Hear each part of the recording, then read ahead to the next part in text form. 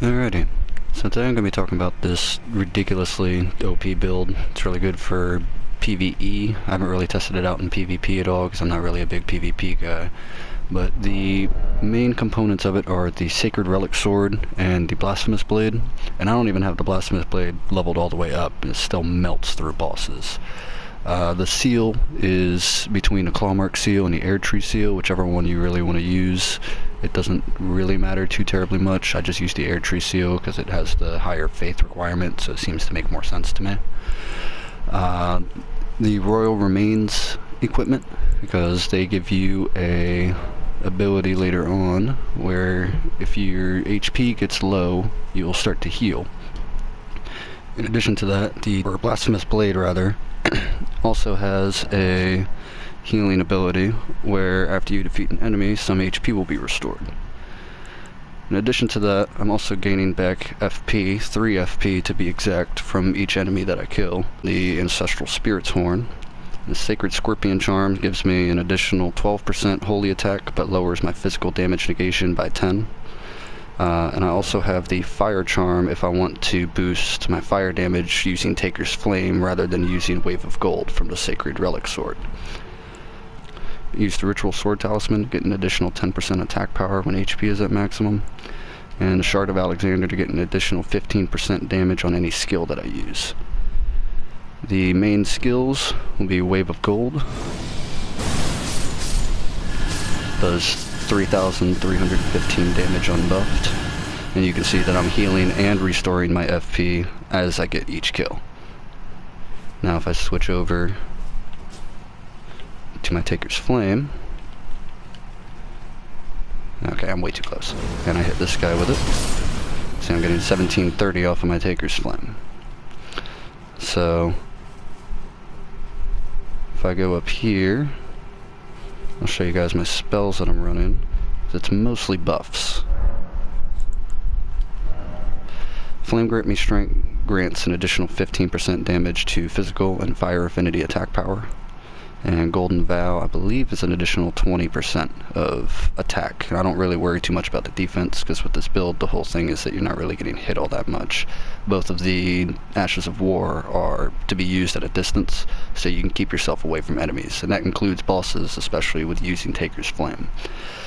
The rest of the spells I don't really use all that much. They're just kind of there in case I need them, or if I pop like these guys. I'll have my Mimic out, and I will have that selected over so that the Mimic will go ahead and heal or provide a blessing to itself and me, granting us additional defenses.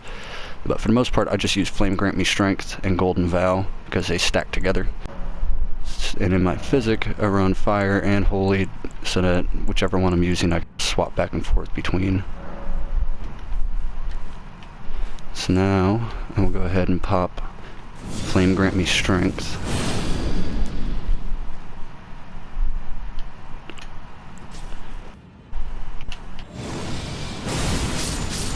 You'll see it still does 3,315. If I go ahead and pop Golden Vow, go down here, 3,812. And again, that's with the Holy damage increase, and Ritual Sword Talisman increase, and Shard of Alexander increase. So now if I switch this over to Fire,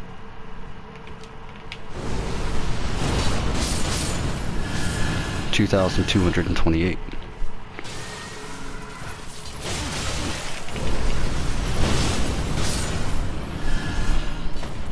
And for the Ritual Sword Talisman, because it's an additional 10% attack power when HP is at maximum, if you are going to be getting hit and such, then you might want to switch over to the Carrion Filigree Crest.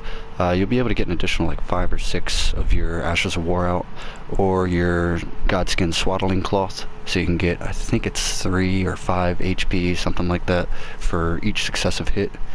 Or if you feel like you'll be hitting a lot and you just want to deal damage, you can do the Rotten Wingsword Insignia, which will give you additional 8, 11, and then 13% additional attack power on your 2nd, 3rd, and 4th attack, then from there on out. Go ahead and pop this on. And again, here's the wave of gold. Going about 3,800.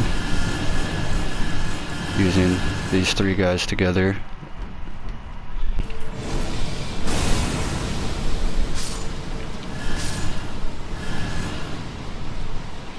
I don't know why this guy gets to survive every time. Doesn't make sense.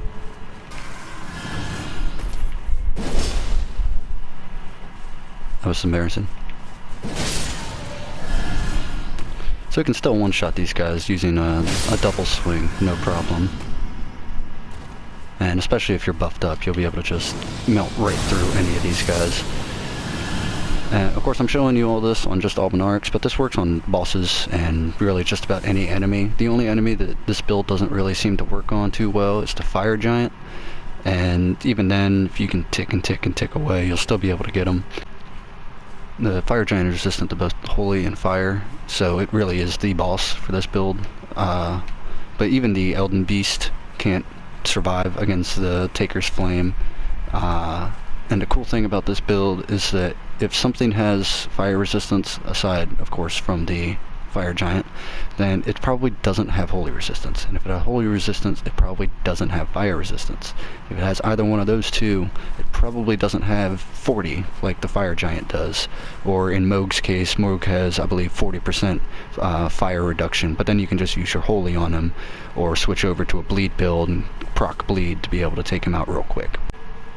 And Taker's Flame has that forward drive, so it is very good for taking down bosses and other enemies at a distance, especially things that you know are probably going to get in a lot of hits on you real quick. You can go ahead and stagger them, knock them down, do whatever, and essentially just catch them off guard.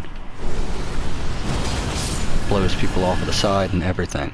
So very, very good move to use. Just an additional tip, I also have my buttons remapped ever so slightly.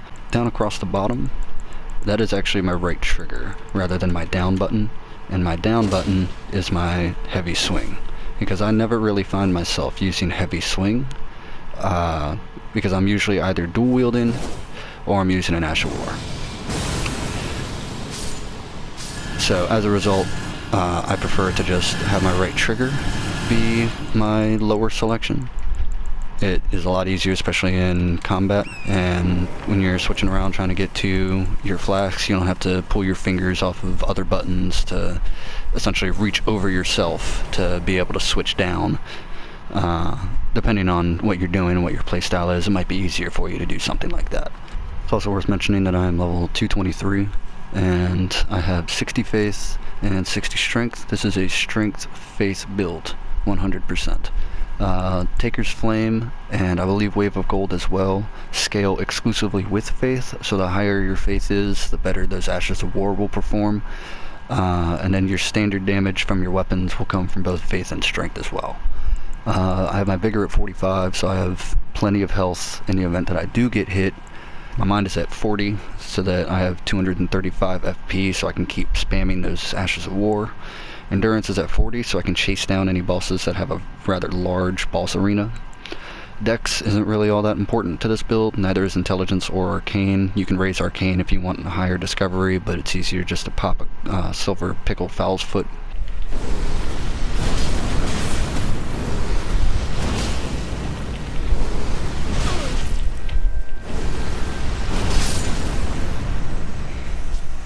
We take those.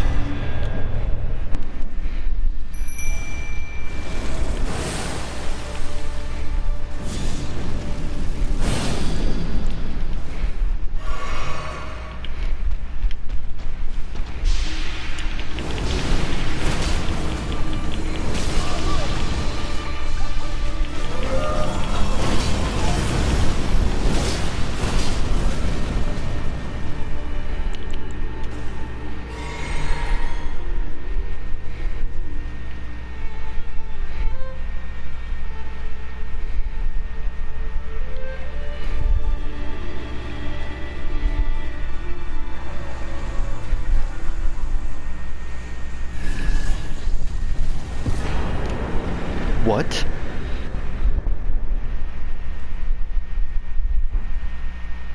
I didn't even... really get to fight that. What the fuck just happened? For good measure. What the fuck?